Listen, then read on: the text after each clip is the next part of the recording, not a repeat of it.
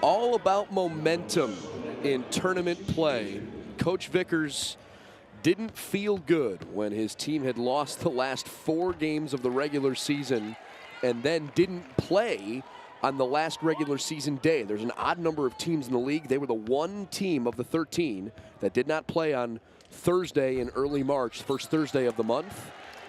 So his team had to wait a little bit. But with 4 straight losses, he said, man, I really don't feel like we've got momentum going into the tournament, which means that 60-40 win to get to this game probably gave them a lot of confidence back. Well, both teams have identical conference records as the ball goes right out of bounds for Florida A&M. They're both 9-7 in the regular season.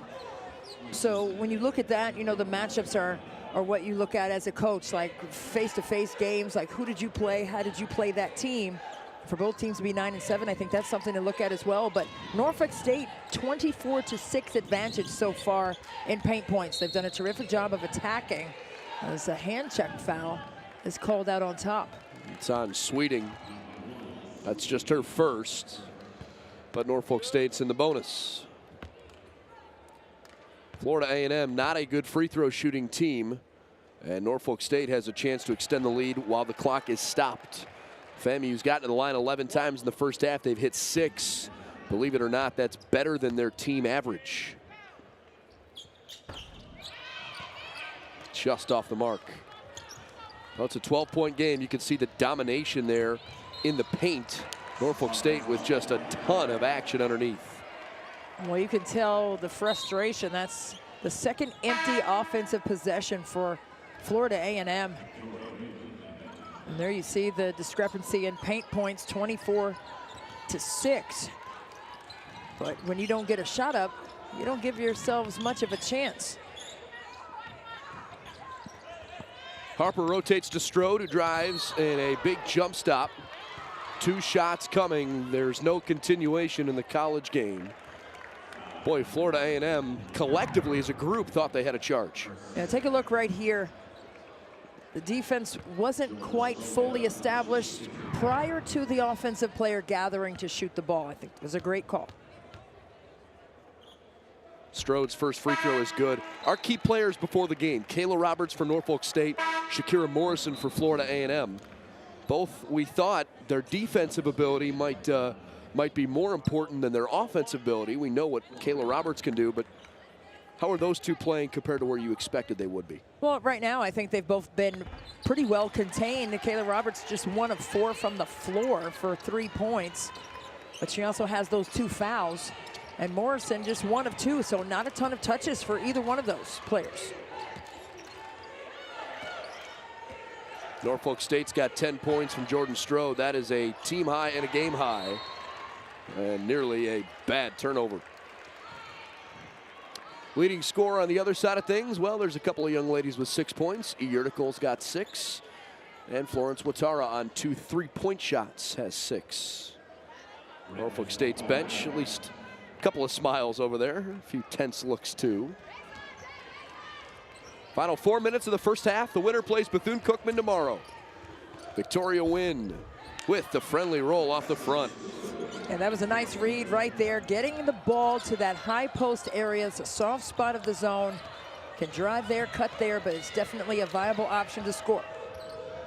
Catch and shoot. Harper from 18, no good. Rebound bounces around in the paint a few times, and Florida A&M has it. Rattlers in orange, Spartans in green. A de facto pass underneath. It turns out well. Shalonda Bernie Robinson puts it in. It was a good job by Norfolk State. Transition defense, they had things covered, but that deflection led to an easy one.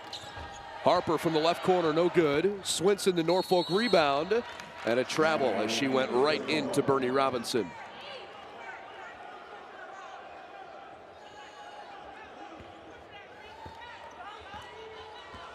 Florida A&M.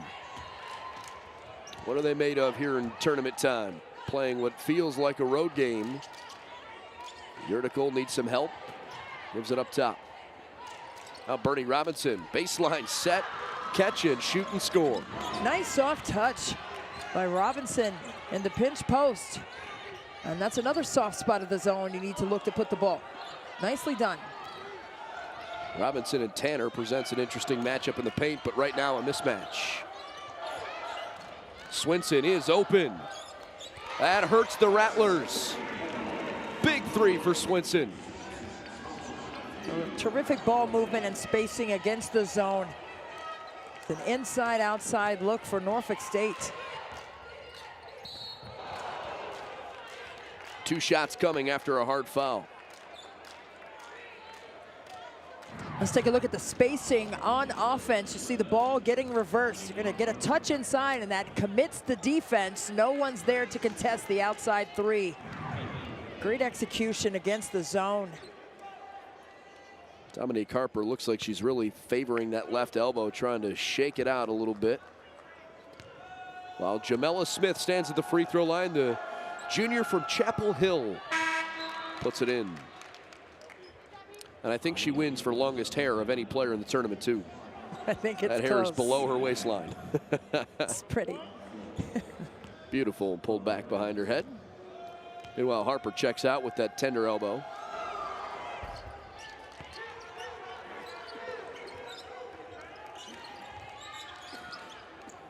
Strode and Swinson run the point here. We'll see who initiates the offense for Norfolk State. That little bit of pressure only gives Norfolk State about 21 seconds to operate against the zone. Nice backdoor look. Swinson can't avoid the outstretched arms of the 6'4" post. Possession alive, 3 to shoot it. Swinson off balance, nowhere close. Nice defense there from FAMU. Yeah, Swinson had to lean away from Alicia McCray on that, who came out to contest the shot. You could see her body drifting in the air, trying to get a cleaner look.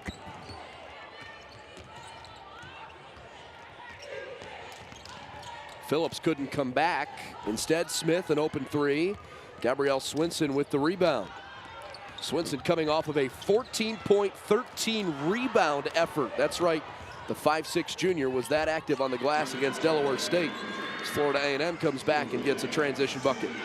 But look at Tanner sneaking her way up the floor, and then she blows it off the left side of the backboard. You got to be ready, and maybe she needed one dribble to square herself up.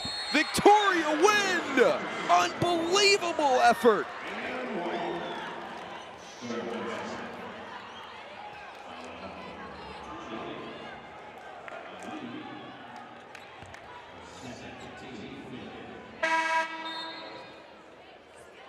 How did she pull that off? There, take a look. Victoria Wynn playing with a tremendous amount of confidence, taking the bump and the finish. But I love the passion afterwards when she lands and knows it goes in. That's what the game is all about. That's March Madness in a nutshell. Incredible work by our production crew. That was awesome. Victoria Wynn, I'll tell you what. Those are the kinds of plays you remember after the tournament's over. Oh, that's great stuff. Swinson throws it up top. Roberts to the right side. Phillips for 3. String music for the Norfolk State Spartans. The Splash Sister gets it done. From the left corner, Sweeting rolls to the weak side, and the rebound goes hotly contested out of bounds.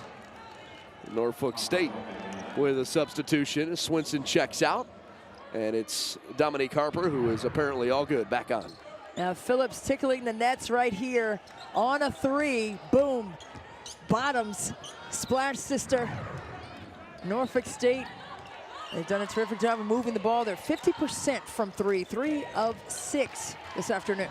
Alexis Long, a player control foul. She went barreling into a FAMU defender.